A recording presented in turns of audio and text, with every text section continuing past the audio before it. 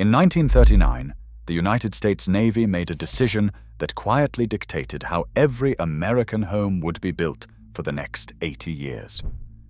They needed to insulate their new warships, and they faced a choice. They could use a natural bark that had kept Roman aqueducts from freezing, lined the walls of European cathedrals, and was being used in Frank Lloyd Wright's architectural masterpieces.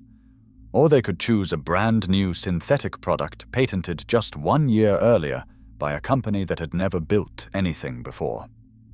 The Navy chose the synthetic.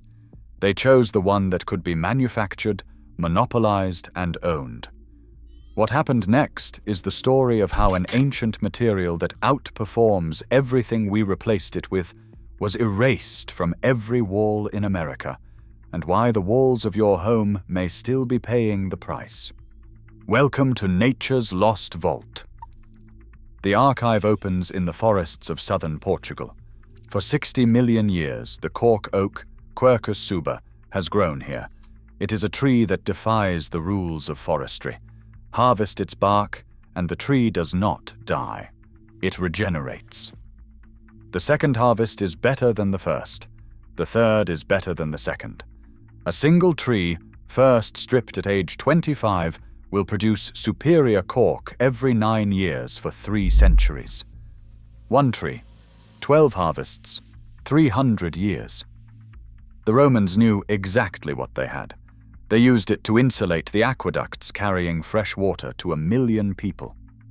Pliny the Elder documented it in the 1st century AD, marveling at bark that grows back after cutting in a way no other wood does. The Moors deliberately expanded the cork forests across the Iberian Peninsula to keep their buildings cool in blistering summers and warm in freezing winters. They called it the tree that gives without dying. Medieval European builders used it the same way. Guild records from Lisbon in the 1400s describe cork as the insulation of choice for cold storage, wine cellars, and the walls of nobles' houses. It moved through the Mediterranean trade routes as naturally as stone and timber because it did what no other material did.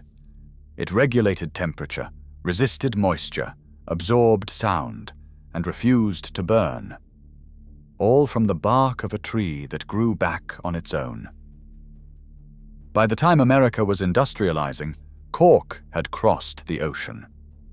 In 1860, a 24-year-old shipping clerk named Thomas Armstrong used $300 of savings to open a small cork-cutting shop in Pittsburgh.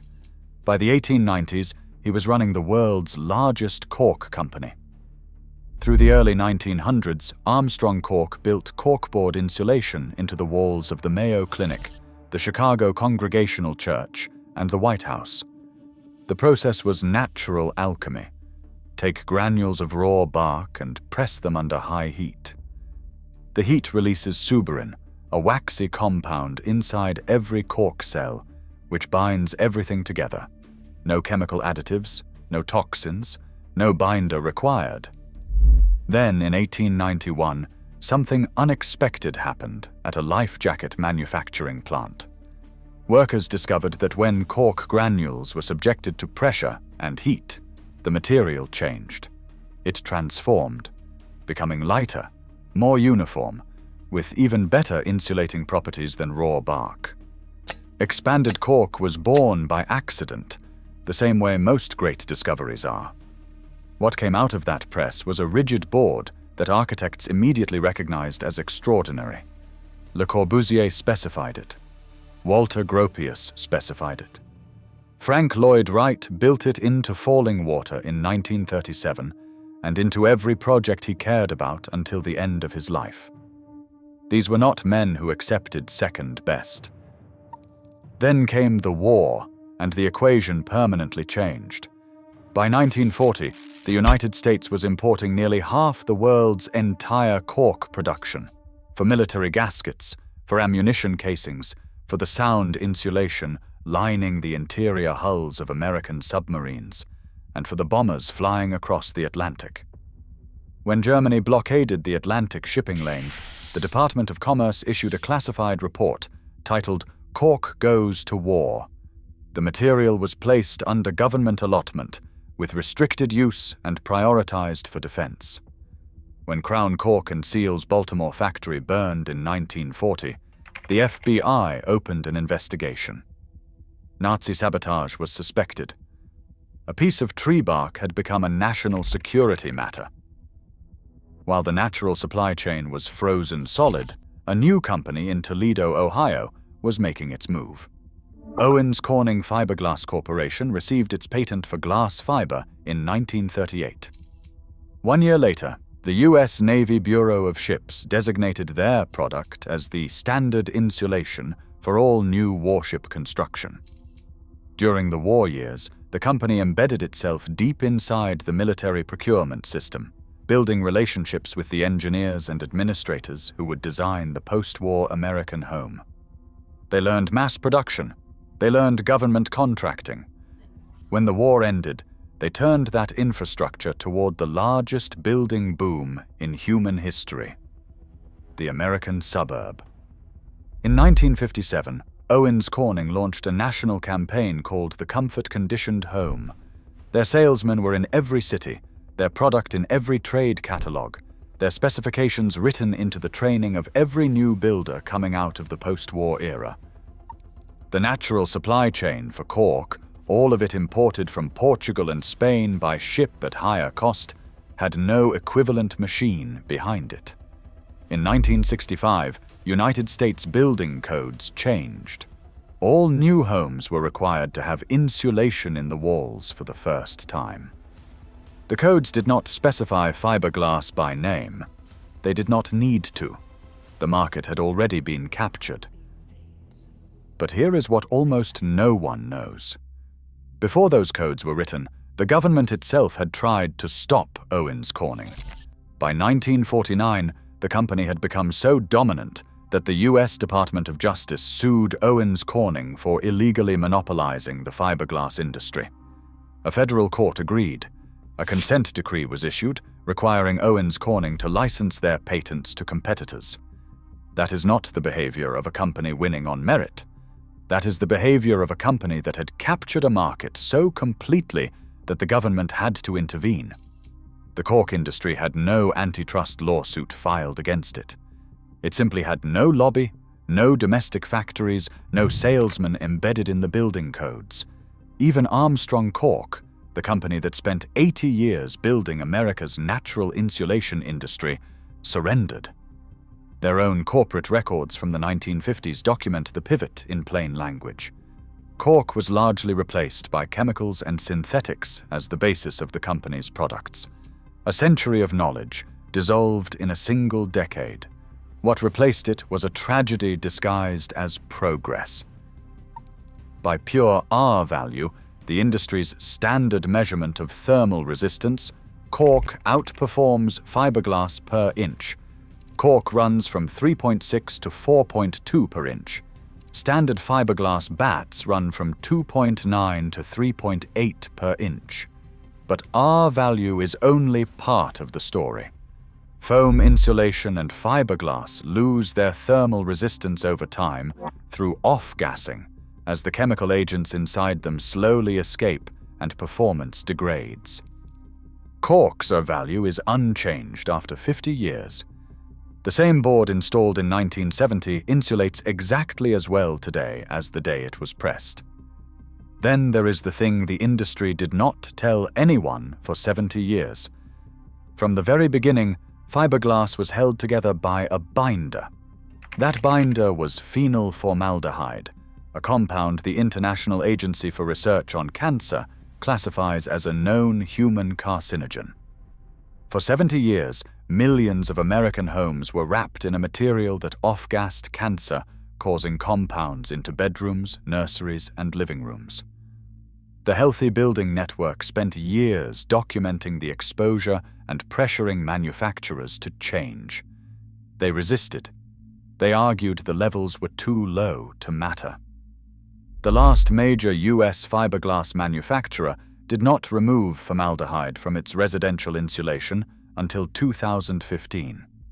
The standard binder for the previous 70 years was phenol-based formaldehyde resin. Your parents' house almost certainly has it in the walls. Cork contains zero formaldehyde. It requires no flame retardants because it is inherently fire-resistant, meeting European fire safety standards without a single additive.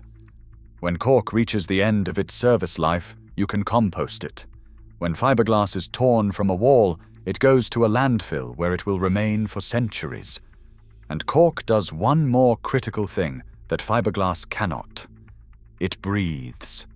Its microscopic cells, 14-sided and filled with a gas similar to air, with walls made of suberin, allow vapor to pass through slowly while blocking liquid water entirely.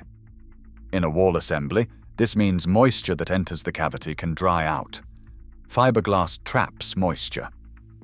By the 1990s, building scientists had identified an epidemic of black mold and rotting wall framing in post-war American homes. They traced much of it directly to synthetic insulation that blocked vapor movement and created the ideal conditions for biological growth. The wall your house was insulated to prevent was the wall the insulation was quietly destroying. In Europe, the knowledge never fully died.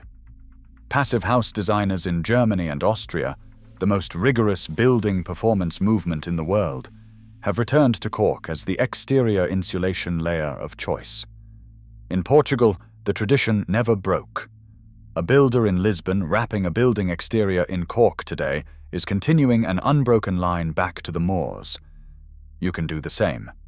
Thermocork panels are available in the United States through Eco Supply Center. They install exactly like any other rigid board insulation, cut to size, mechanically fastened to the framing. A 3-inch layer achieves R12, meeting or exceeding code in most climate zones. No hazardous materials gear required, no itch, no off-gassing into your air.